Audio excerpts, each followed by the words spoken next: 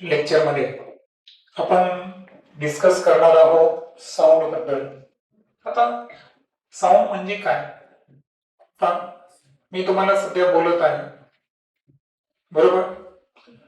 मग आता मी बोलतोय म्हणजे हा साऊंड कुठं प्रोड्यूस व्हायला?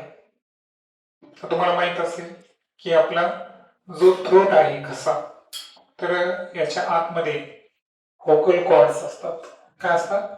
व्होकल कॉर्ड्स, ज्यांना आपण स्वर तंतू म्हणतो. काय म्हणतो? आणि असे दोन स्वर तंतू आपल्या स्वर यंत्रामध्ये असतात, ज्याला साऊंड बॉक्स सुद्धा म्हणतात. तर इथं काय होतं की त्या स्वर तंतूचं होतं का व्हायब्रेशन. काय होतं? व्हायब्रेशन. व्हायब्रेशन म्हणजे काय? कंपन. काय होतं? कंपन होतं.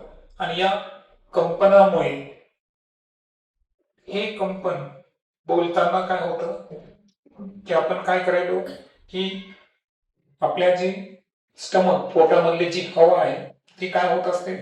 बाहेर पडत असते, बरोबर आहे का? तर ही जी मी बोलायलो याच्यामुळे तयार होतात साऊंड वेव्स. काय तयार होतात? Sound waves. म्हणजे हवेत पा आपल्या आजूबाजूला कोणतं माध्यम आहे? हवेचं माध्यम आहे. कशाचं माध्यम आहे? हवेचं, बरोबर? हे तुम्ही पुढे शिकणार आहे की ध्वनीच्या प्रसरणासाठी माध्यमाची आवश्यकता असते. आपण चंद्रावर एकमेकांना बोलू शकतो का? नाही, कारण तिथे काय नाही? माध्यम नाही, हवा नाही, बरोबर? त्यामुळे चंद्रावर आपल्याला ऐकू येत नाही. मग आता आजूबाजूला जे हवेचे लेयर्स आहेत, आवरण आहेत, तर या आवरणामध्ये काय होतं की आता मी बोलतोय तर मी कोण आहे? माझा घसा हा सोर्स झाला. काय झाला? सोर्स म्हणजे ध्वनीचे माध्यम. आणि हा जो ध्वनी आहे हा वेव्सच्या स्वरूपामध्ये या ठिकाणी काय होतं की हे कंपन हवेमध्ये सर्व दिशेला पसरतात, बरोबर? मग हा साऊंड ऑल डायरेक्शनला स्प्रेड झाला की याच्यानंतर काय होतं की तुमचे जे कान आहे, इयर, तर या कानामध्ये जर तुम्ही पाहिलं तर हा तुमचा बाहेरचा सरफेस आहे ना, याला म्हणतात पिन्ना. काय म्हणतात? पिन्ना. आउटर इयर म्हणतात. तर इथं याचं काम आहे की मी जे बोलायलो ते व्हायब्रेशन्स किंवा ते जे साऊंड व्हेव्ज आहेत तर यांना कलेक्ट कोण करतोय? आपलं पिन्ना कंट्रोल कलेक्ट करतो. आणि त्यानंतर आतमध्ये कॅव्हिटी असते. काय असते? कॅव्हिटी म्हणजे एक प्रकारची नळी असते. आणि नंतर आतमध्ये एक पडदा आहे पहा, त्याला डेलिकेट डायफ्राम म्हणतात. तर तो डेलिकेट डायफ्राम असतो इयर ड्रम. काय असतो ते? आता हे इयर ड्रम जे आहे या इयर ड्रमचं होतं कंपन. काय होतं इयर ड्रमचं? कंपन. आणि हे कंपन नंतर आपल्या मेंदूपर्यंत कशाच्या साहाय्यानं जातात? नर्व्सच्या साहाय्यानं. कशाच्या साहाय्यानं? नर्व, ऑडिटरी नर्व्स म्हणतात त्याला. आणि नंतर ब्रेन आलेल्या आवाजाचा काय लावतो? अर्थ लावतो. म्हणजे पहा, मी बोलतोय आणि तुम्ही ऐकताय, याच्यामध्ये सुद्धा काय आहे? एक फार मोठं काय आहे? विज्ञान लपलेलं आहे, बरोबर? याच्यामध्ये दोन गोष्टी किंवा तीन गोष्टी आपण शिकणार आहोत. एक तर साऊंड निर्माण कसा होतो. दुसरं, हा जो साऊंड आहे ध्वनी याचं प्रसरण कसं होतं. आणि तिसरं, हा जो साऊंड आहे हा ऐकू कसा येतो, बरोबर? तर ह्या सगळ्या गोष्टी आपल्याला या लेक्चरमध्ये डिटेलमध्ये डिस्कस करायच्या आहेत. आता इथं जर पाहिलं आपण तर साऊंडचं क्लासिफिकेशन आपण दोन पद्धतीने केलेलं आहे. पहिल्या पद्धतीमध्ये पहा, पहिला साऊंड कसा आहे? सॉफ्ट. आणि दुसरा साऊंड कसा आहे? लाऊड. पहा, एखाद्या वेळेस एखादी कविता आपण शांत आवाजात गायलो तर हे आवाज कसा आहे बरं? सॉफ्ट. आणि एखाद्याला आपण हाक मारतोय जोरानं तर हा आवाज जो आहे हा कोणत्या प्रकारचा आहे? लाऊड. काही साऊंड आपल्याला आनंद देतात, जसे की एखादं गीत आपण ऐकलं है ना, तर अशा वेळेस आपल्याला आनंद भेटतो. म्हणजे तो साऊंड कसा आहे? प्लेझंट साऊंड, मधुर असा स्वर आहे. आणि एखाद्या गाडीचा मोठ्यात हॉर्न वाजला किंवा डीजे वाजत असेल तर हा साऊंड कसा आहे? अनप्लेझंट, म्हणजे कर्कश असा आवाज आहे, बरोबर? म्हणजे साऊंड काही साऊंड हे सॉफ्ट असतात, काही साऊंड हे लाऊड असतात, काही प्लेझंट असतात, काही अनप्लेझंट असतात. असं पद्धतीनं आपण साऊंडचं डिफरंट डिफरंट मेथडनं काय करू शकतो, क्लासिफिकेशन. पुढे तुम्ही शिकणार आहे की साऊंड जे आहे ना, तर ही एक प्रकारची लॉन्जिट्युडिनल वेव्ह आहे. काय आहे? Longitudinal wave. आता सध्या फक्त माहितीच तो लक्षात घ्या. जसं की प्रकाश आहे, माहिती तुम्हाला, लाईट. तर लाईट जी आहे ती एक ट्रान्सफर वेव्ह असते. तर त्या पद्धतीनं साऊंड ही काय असते, लॉन्जिट्युडिनल वेव्ह असते. आता आपला जो पहिला प्रश्न मी तुम्हाला सांगितला होता की हाऊ साऊंड प्रोड्यूस, म्हणजे हा जो ध्वनी आहे, आवाज आहे, तर हा निर्माण कसा होतो, बरोबर. तर हे आपल्याला लर्न करायचं आहे. तर पहा, तुम्ही एखाद्या वेळेस ड्रम वाजताना पाहिलं असेल, है ना, किंवा एखादा जो तबला असतो तो वाजताना पाहिला असेल. तर त्याच्यावर एक काय असतो बरं, एक पडदा असतो, बरोबर. तर त्या पडद्याचं काय होतं बरं, तर तुम्ही बारकाईनं पाहिलं तिथं कंपन झालेलं असतं. काय झालेलं असतं? कंपन. कंपनाला इंग्रजीमध्ये ऑसिलेशन्स म्हणतात, किंवा दुसरा शब्द काय त्याला, व्हायब्रेशन. काय आहे? व्हायब्रेशन. मी बोलतोय तर माझ्या जे घशातील व्होकल कॉर्ड्स आहेत, साऊंड बॉक्स मधील व्होकल कॉर्ड, ज्याला मी स्वर तंतू म्हणलो, तर या स्वर तंतूचं काय व्हायला सध्या, व्हायब्रेशन. तेव्हाच माझ्याकडून कशाची निर्मिती व्हायली, साऊंडची निर्मिती व्हायली.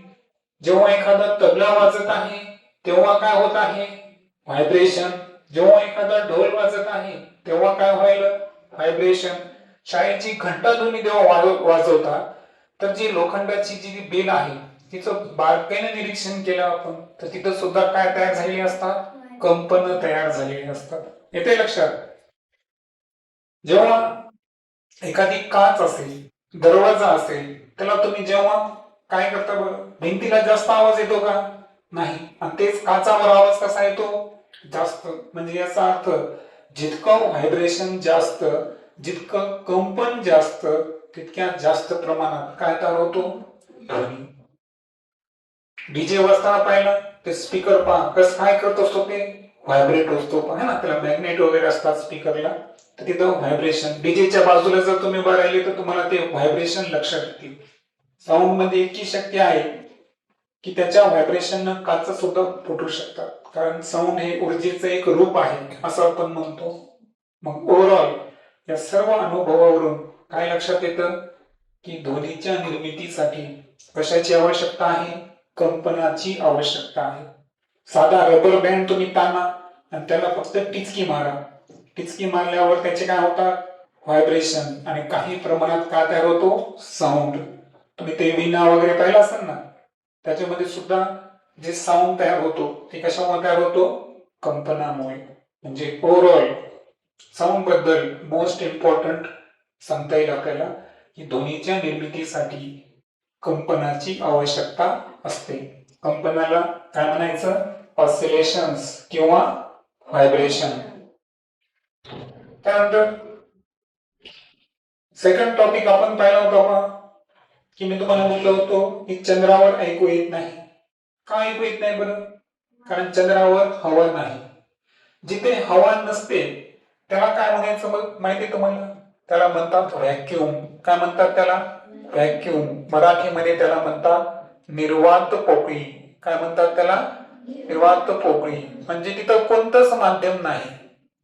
तिथे पहा, मी मगाशी म्हणलो होतो तुम्हाला की जे लाईट आहे, प्रकाश, ही कोणती प्रकारची वेव्ह सांगितली होती बरं मी तुम्हाला, आठवतंय का? मी तुम्हाला म्हणलो होतो की लाईट जी आहे ही ट्रान्सव्हर्स वेव्ह आहे. कशी आहे, ट्रान्सव्हर वेव्ह. म्हणजे ही व्हॅक्युम मधून सुद्धा ट्रॅव्हल करू शकते. कारण पहा, सूर्याचा प्रकाश आपल्यापर्यंत आला, माध्यमाची आवश्यकता आहे का, नाही. म्हणजे ट्रान्सफर वेव्हला माध्यमाची आवश्यकता नव्हती. पण साऊंड हे लॉन्जिट्युडिनल वेव्ह आहे, त्याच्या प्रसरणासाठी मात्र कशाची आवश्यकता आहे, माध्यमाची. येते लक्षात. माध्यम असेल तरच आपण काय करू शकतो, या ठिकाणी साऊंड जे आहे ते प्रोपोगेट, म्हणजे एका ठिकाणाहून दुसऱ्या ठिकाणी साऊंड काय करू शकतो, ट्रॅव्हलिंग करू शकतो. मग मोस्ट इम्पॉर्टंट ध्वनीच्या प्रसरणासाठी कशाची आवश्यकता असते? मग मीडियम, माध्यम फार आवश्यक आहे. मग तिथं आपल्या आजूबाजूला जे माध्यम आहे ते कोणतं आहे? एअर. साऊंड हे माध्यम आहे, बरोबर आहे का? आता मोबाईलवर आपण एकमेकांना बोलतो, हे कशामुळे बोलतो बरं? कारण त्या ठिकाणी वायरलेस कम्युनिकेशन सॅटेलाइटच्या थ्रू, बरोबर आहे का? हे जे टावर्स आहेत त्याचं कनेक्शन सॅटेलाइट सोबत असतं, बरोबर? तर हे वायरलेस जे कम्युनिकेशन आहे तर हा सुद्धा पूर्ण फेनॉमेना हा कशावर चालतो? मीडियमवर चालतो. पहा, टावरवरून काय असतात बरं? आपण म्हणतो रेंज. काय म्हणतो त्याला आपण? रेंज. ह्या रेंज सुद्धा काय एक प्रकारच्या वेव्हज आहेत, त्या दिसतात का? नाही, परंतु अस्तित्व आहे. सो ध्वनीच्या प्रसरणासाठी कशाची आवश्यकता असते? माध्यमाची आवश्यकता असते. मग ते माध्यम स्थायू असू शकतं, द्रव असू शकतं किंवा वायू असू शकतं. आता चॅप्टरच्या एंडला आपण डिस्कस करू की कोणत्या माध्यमामध्ये साऊंडची स्पीड सर्वात जास्त आहे, कोणत्या माध्यमामध्ये कमी. सध्या फक्त तुमच्या माहितीसाठी लक्षात असू द्या की ज्या मी प्रकाशाबद्दल बोललो होतो तर प्रकाशाचा वेग जो आहे तो आहे पहा 3 लाख किलोमीटर पर सेकंद. प्रति सेकंद किती आहे प्रकाशाचा वेग? 3 लाख किलोमीटर सेकंद. त्याला आपण 3 into 10⁻⁸ मीटर पर सेकंद असं SI मध्ये सुद्धा सांगू शकतो. आणि त्या तुलनेमध्ये साऊंडची जी स्पीड आहे तर ती आहे अप्रॉक्सिमेटली 344 मीटर पर सेकंद. मग मला सांगा, जास्त वेगाने कोण आहे? प्रकाश आहे का साऊंड आहे? प्रकाश. आणि म्हणून पहा, प्रकाशाची एवढी जास्त स्पीड आहे, लाईटची त्या तुलनेने ध्वनीची त्या तुलनेने फार कमी आहे. आणि म्हणून जेव्हा वीज चमकते तेव्हा अगोदर काय होतो? प्रकाश दिसतो आणि त्यानंतर आवाज ऐकू येतो. येते लक्षात? याच्या मागचं शास्त्रीय कारण. सो आपल्याला 2 पॉइंटवर आपण बोललो. पहिला पॉइंट की साऊंडच्या निर्मितीसाठी व्हायब्रेशन अर्थातच ऑसिलेशनची गरज आहे. ध्वनीच्या प्रसरणासाठी कशाची आवश्यकता असते? माध्यमाची, म्हणजे मीडियम आवश्यक आहे. आणि तिसरं म्हणजे सोर्स. साऊंड कुठून प्रोड्यूस करायचा? जिथेही साऊंडची निर्मिती होते त्याला काय म्हणायचं? Source of sound. आता मी बोलत आहे म्हणजे मी काय आहे सध्या? Source of sound. एखाद्या वेळेस एखाद्या ठिकाणचा स्पीकर किंवा भोंगा वाजत असेल तर तो काय झाला? साऊंडचा सोर्स. कोणी घंटी वाजवत असेल तर ती घंटी काय झाला? साऊंडचा सोर्स. येते लक्षात? तर साऊंडचा सोर्स कशाला म्हणायचं? की ज्या माध्यमातून ध्वनी निर्माण व्हायला ज्या स्त्रोतापासून त्या स्त्रोतला काय म्हणायचं आपण? सोर्स ऑफ साऊंड, बरोबर? आता हे झाल्यानंतर आपल्याला जे पुढचा प्रश्न आहे, हाऊ साऊंड इज हर्ड. ध्वनी ऐकू कसा येतो? पहा, आपण दोन्ही प्रश्न जाणून घेतले बरं बोलता बोलता. पहिल्यांदा काय झालं? आपण ध्वनी निर्माण कसा होतो? व्हायब्रेशन किंवा ऑसिलेशन. दुसरा प्रश्न होता की ध्वनीचं प्रसारण कसं होतं? तर प्रसारण कसं होतं ध्वनीचं? मीडियम थ्रू, बरोबर? माध्यमाची आवश्यकता आहे ध्वनीच्या प्रसारणासाठी. मग आता साऊंड आपल्या कानापर्यंत आलेला आहे कारण आपल्या आजूबाजूला माध्यम आहे. मग आपल्याला नेमकं ऐकू कसं येतं ते आपण डिटेलमध्ये समजून घेऊ. पहा, सर्वात अगोदर एक सोर्स कोणता आहे? सपोज एक स्पीकर आहे समजा, बरोबर आहे का? त्या स्पीकर मधून किंवा मी बोलतोय, चला मी साऊंडचा सोर्स आहे. माझ्या व्होकल कॉर्ड्स मधून मी एक आवाज या ठिकाणी क्रिएट केला. हा सर्वप्रथम कुठून? या ठिकाणी सोर्स कडून. तो कुठे चालला? या ठिकाणी एअर. आता पहा, सोर्स काय होता माझा? व्होकल कॉर्ड म्हणजे माझा स्वरतंतू. या स्वरतंतूचं काय झालं बरं? व्हायब्रेशन. कारण जोपर्यंत कंपन होत नाही तोपर्यंत ध्वनी निर्माण होणार आहे का? नाही. आता मी बोललो, व्होकल कॉर्डचं व्हायब्रेशन झालं, हा साऊंड तुमच्या कानापर्यंत येईपर्यंत काय काय इव्हेंट्स होतात ते आपण लर्न करायलो. मग व्होकल कॉर्डचं व्हायब्रेशन हे कुठं पोहोचलं? एअर पर्यंत. आता एअर मध्ये तुम्हाला माहित आहे की बऱ्याचशा काय असतात? लेयर्स असतात. मग या लेअरचं सुद्धा काय होतं, व्हायब्रेशन, बरोबर. मग हे व्हायब्रेशन झाल्यावर साऊंड वेव्ह तयार होते आणि ही साऊंड वेव्ह कुठं पसरते, इन ऑल डायरेक्शन, सर्व दिशेला. पहा मी तो बोलत आहे, असं आहे का ज्या दिशेने बोलत आहे त्याच दिशेला आवाज जात आहे, तो राईटला पण जातो, लेफ्टला पण जातो. आता इथं भिंत नसती तर हा मागे पण गेला असता. येते लक्षात. सो एकदा का साऊंड वेव्ह जनरेट झाली, ती ऑल डायरेक्शनला या ठिकाणी स्प्रेड होते, म्हणजे पसरते. त्यानंतर रीच आवर इयर, कुठपर्यंत पोहोचली ती साऊंड, साऊंड वेव्ह कुठे गेली, कानापर्यंत आली. आता तुमच्या कानामधला जो अतिशय डेलिकेट डायफ्राम आहे, ज्याला मी काय म्हणलो, इयर ड्रम. काय म्हणलो मी त्याला, इयर ड्रम. मिडल इयर मधला सर्वात महत्वाचा पार्ट आहे, बरोबर. कानाचा पडदा म्हणतो आता त्याला, काय म्हणतो, कानाचा पडदा. तर या इयर ड्रम पर्यंत साऊंड पोहोचतो. तिथं एअरचे व्हायब्रेशन, साऊंड पोहोचायला म्हणजे काय पोहोचले, व्हायब्रेशन. दुसरं काही पोहोचायला का नाही. साऊंड ट्रॅव्हल करायला म्हणजे व्हायब्रेशन ट्रॅव्हल करायला. मग हे इयर ड्रम पर्यंत पोहोचल्यावर इथं इयर ड्रमचं काय होतं, व्हायब्रेशन. पहा तुम्ही म्हणता इयर ड्रमचं व्हायब्रेशन कसं होतं, तिथं दोन्ही क्रिया होतात. पहा, पुश, पुश म्हणजे काय, ढकलणे, आणि पुल म्हणजे काय, ओढणे. पहा साऊंड मध्ये सुद्धा दोन पार्ट्स असतात. पुढे तुम्ही शिकणार आहे. पहा जे साऊंड वेव्ह आहे ना, तर याचे दोन पार्ट्स असतात. पहा, एक असतात कॉम्प्रेशन, काय असतं, कॉम्प्रेशन, आणि एक असतं रेअर फॅक्शन. काय असतं, रेअर फॅक्शन. आता या कॉम्प्रेशन च्या वेळेस काय होतं माहितीये का, की बाहेरचा प्रेशर जास्त असतो, म्हणून इयर ड्रम जो आहे तो आत ढकलला जातो, म्हणजे काय होतो, पुश. रेअर फॅक्शनच्या वेळेस कानाचा प्रेशर जास्त आणि बाहेरच्या हवेचा प्रेशर कमी होतो, मग अशा वेळेस इयर ड्रम काय होतो, पुल, म्हणजे बाहेर ढकलला जातो. म्हणजे कोणताही साऊंड आपल्या कानापर्यंत पोहोचला तर इयर ड्रमचं काय व्हायला, व्हायब्रेशन, म्हणजे इथं पुश अँड पुल हे कंटिन्युअसली असतं. आणि त्याच्यामुळं इयर ड्रमचे व्हायब्रेशन जे आहे, तर पुढे कानामध्ये पार्ट्स असतात का, कॉक्लिया वगैरे, है ना, इनर इयर म्हणू आपण त्याला. तर इनर इयर मध्ये काय होतं, की तिथं असतात पहा ऑडिटरी नर्व्स. कोणते नर्व्स असतात, ऑडिटरी नर्व्स. मग या ऑडिटरी नर्व्सचं काम काय माहितीये का, की कानापर्यंत आलेला जो साऊंड आहे त्याचा जो भाग आहे तो नर्व्स काय करतात, की त्या साऊंडच्या व्हायब्रेशनला एका विशिष्ट इलेक्ट्रिकल सिग्नल मध्ये कन्वर्ट करतात, आणि हे ऑडिटरी नर्व्स कुठपर्यंत जातात, आपल्या ब्रेन, म्हणजे मेंदू पर्यंत पोहोचतात. आणि मग मेंदू अर्थ लावतो की समोरचा काय बोलत आहे. पण मी तुम्हाला शिकवत आहे, तुम्ही लगेच समजून घ्यायले प्रत्येक शब्द, परंतु हे होत असताना ऍक्च्युअली किती इव्हेंट्स होत आहेत याचा आपल्याला अंदाज सुद्धा आहे का, नाही. तर अशा पद्धतीचं हे आहे फेनॉमेना. फायनली आपण पाहू पहा दोन गोष्टी.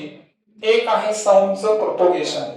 प्रोपोगेशन म्हणजे काय, ही जी साऊंड वेव्ह तयार झालेली आहे ती सर्व दिशेला काय होते, स्प्रेड होते, पसरत जाते, बरोबर ना. तुम्ही पहा जवळून स्पष्ट ऐकू येतं, जितकं जितकं लांब जाऊ आपण तितके आवाज कसा येत जातो, कमी, म्हणजे व्हायब्रेशन कमी होत जातात, बरोबर. कारण एअरमुळे त्याचं काय होतं, ड्रॅगिंग किंवा फ्रिक्शन होतं.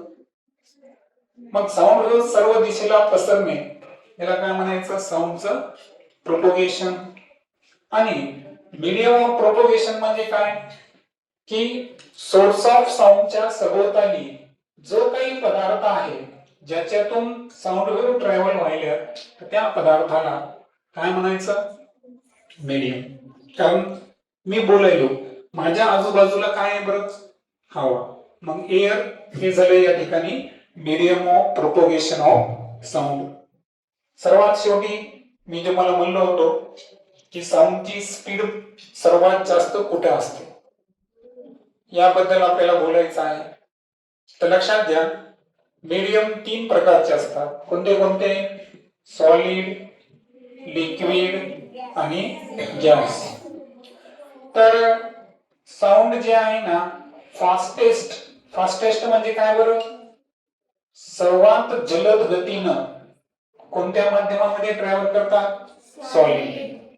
त्यानंतर लिस्ट म्हणजे काय?